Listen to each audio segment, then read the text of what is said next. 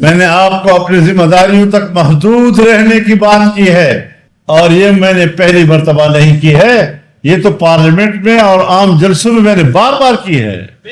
قصور والی بات قصوروار ہے۔ اور آپ کو عجیب بات بتاؤں، وہ کلا حضرات ذرا اس پر بھی غور کریں کہ 48 گھنٹے کے بعد ان کو پتا چلا کہ میں نے یہ بات کہی ہے۔ اور ایک مولوی صاحب اگلے دن رات کو ایک کھانے پر میرے ساتھ بیٹھا ہے، مجھے مبارکباد بھی دے رہا ہے جلسے کی، اور اگلے دن رو رہا ہے۔ 48 گھنٹے کے بعد اس کو پتا چلا۔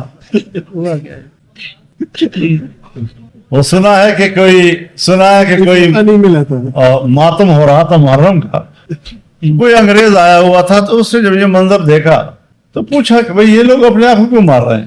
تو انہوں نے کہا کہ یہ تو حضرت امام حسین کی شہادت پر غم کا اظہار کر رہے ہیں۔ انہوں نے کہا کہ ان کا بڑا اتنا امام شہید ہوا ہے اور یہ اس پر غم کا اظہار کر رہے ہیں، تو آئیے ہم بھی شامل ہو جائیں۔ تو اس نے کہا نہیں، یہ 1400 سال پہلے شہید ہوا تھا۔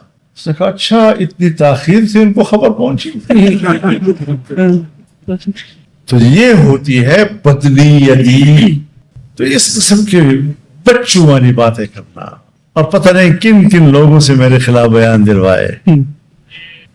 جب بولتے تھے تو لگتا تھا چہرہ بھی اس کا مصنوعی بنا ہوا ہے، زبان بھی اس کی مصنوعی ہے، ضمیر اور زبان کے درمیان مطابقت نہیں ہے، اور اس طرح کے پروپیگنڈا کر کے آپ ایک سنجیدہ سیاست کو ملک میں ذلیل کر رہے ہیں۔ اور مجھے افسوس یہ ہے کہ میرے خلاف بدنیتی پر مبنی ایک جملے کی غلط تشریح کر کے قوم کو گمراہ کرنے کی کوشش کی گئی، عوام کو گمراہ کرنے کی کوشش کی گئی، اور ہمارے میڈیا کو گمراہ کرنے کی کوشش کی گئی، اور شہداء کے خاندانوں کو گمراہ کرنے کی کوشش کی گئی۔